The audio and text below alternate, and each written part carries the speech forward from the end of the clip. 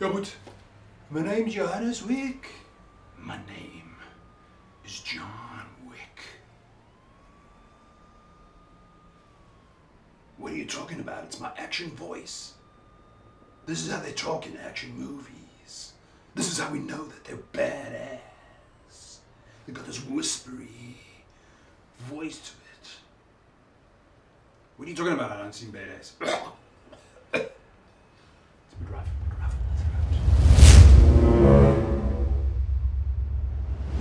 So today I'm going to talk about John Wick 3. Parabellum. Big fan of John Wick 1. I thought it was outstanding. It was a fantastic movie. More importantly, it had heart. There was emotion to it. Like when you watch John Wick, I remember sitting in that cinema. I remember when that dog got stomped. I was like, fuck these oaks, but you just felt so good that he got some revenge, that he was killing all of these people. Yes! Kill all those motherfuckers. They stomped on the dog. That's the most important thing that for me is missing, not just from John Wick 3, but from John Wick 2 as well. It just didn't have any heart. But let's start off first with what I loved. First of all, I would love to work in the HR department for the high table. Because damn, belters everywhere. And if you're not a belter, guess what? You're on the phone. Do you have to have tattoos to apply for the job? Do you have to then put tattoos on if you don't? So these questions keep me up at night, bro. And the other thing that really worked for me in this movie, the cinematography. It is beautiful. The colors, oh, so rich, just blues and reds and neons. It's like Blade Runner mixed with an anime. Gorgeous, just gorgeous. Those guys, let me just tell you, the DOP, the lighting technicians, the grading department, brilliant. The locations are great, the art direction, all of that is amazing. Technically, all of that is amazing. Keanu Reeves rocks. MVP, of course, the dog. Every time the dog is on screen, oh, look at that pooch, man. Every time he came onto screen, that was me. Oh, there's that pooch, man. What a cool dog. Cool looking dog. The color, they're like grey color, and he just looked like just the best. You just wanted to give him some treats. Give him a scratch on the belly.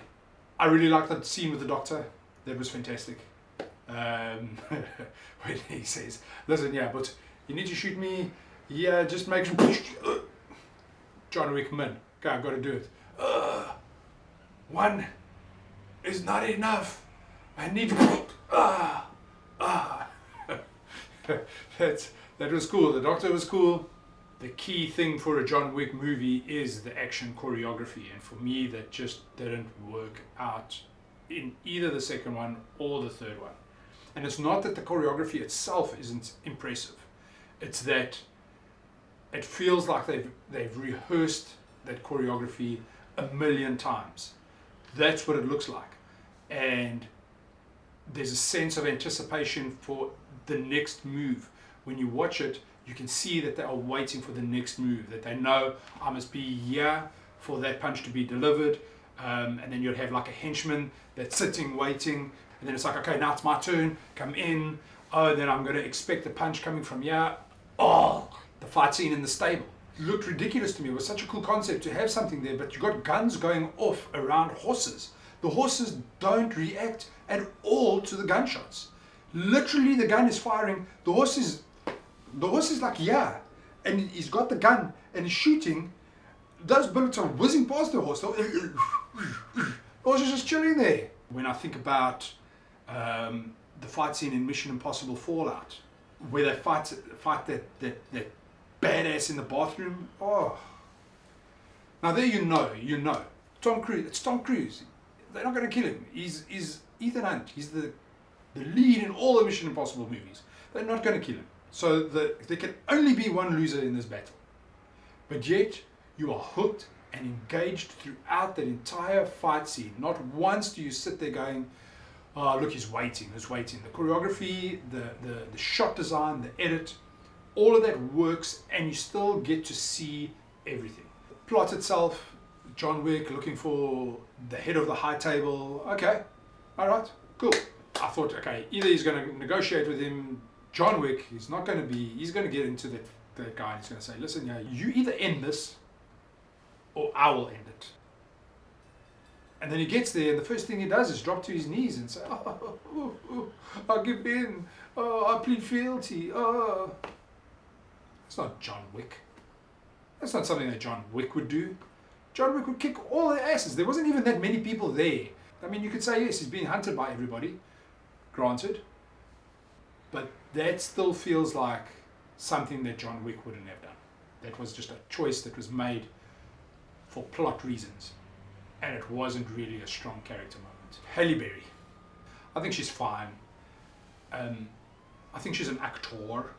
So she does like a lot of acting with her eyes, and there's something that's missing. You know, I just didn't buy her. I didn't buy her character. I would have liked to have seen somebody else play that role. And then the rest of it, I didn't buy the plot twist at the end. Like, and then the whole thing, it's like, what has happened to John Wick? Now he's a cartoon character. He can't get beaten by anybody. He gets shot, I don't know how many times. Then he gets shot at point blank range and falls off of the top of a building, and lands on the ground. And he's alive. This guy can't get killed. He's Bugs Bunny. He's the Roadrunner. He's Wile E. Coyote. He can fall off of the top of a cliff and land in the bottom in a puff of smoke, and he's fine. I was just left so disappointed at the end of John Wick 3. I don't even know if I'm all that interested in watching the fourth one. I probably will, because hopefully they bring something new to it and whatever, but I doubt it. It was really well received. When you look at the reviews, the majority of people loved it. So, like I said, I'm in the minority. My wife also felt the same as me. She was like, this is boring. But when you think about where it came from, where the first movie was, and the emotions that you had watching that movie, and how much you enjoyed that movie, and how it just has not carried on through the other two, I can't help but be disappointed in it. So that's John Wick 3. I don't highly recommend it, but I also don't not recommend it. You get what I'm saying. I watch it. I think it's all right, but don't expect a lot from it.